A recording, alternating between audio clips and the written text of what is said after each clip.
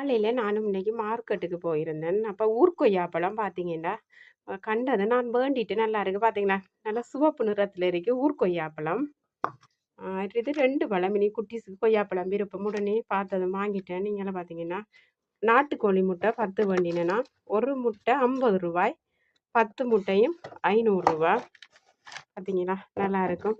இன்னைக்கு எங்கட வீட்ல முட்டை கறி தான், நாட்டுக்கோழி முட்டை. கூடுதலா வந்து நான் ஃபார்ம் கோழி முட்டையெல்லாம் வேண்டுறதில்ல. சின்னாக்கள முட்டை என்று சொன்னா அதிகம் பிடிக்கும் எங்கட வீட்ல.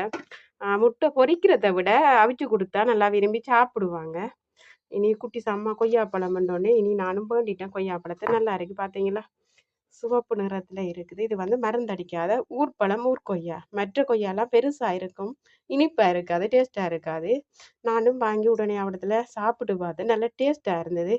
உடனே நான் வேண்டி எடுத்துட்டு நல்லா இருக்கு பார்த்தீங்களா? எங்களோட வீட்டை முதல் இருந்தது, ஆனால் இப்போ இல்லை இந்த கொய்யா. நீ வெளியில் கண்டதும் ஆசையாக வந்துட்டு உடனே நானும் வாங்கி எடுத்துட்டேன். இங்கே பாருங்க, வெட்டி எடுத்திருக்கிறேன். இன்றைக்கி காலையில் பார்த்தீங்கன்னு சொன்னால் வெள்ளரி பழம் ஜூஸ், கொய்யாப்பழம், இங்கே வந்து நாட்டுக்கோழி முட்டை கறி சமைக்க போகிறோம். குட்டீஸுக்கு மிகவும் பிடிக்கும்.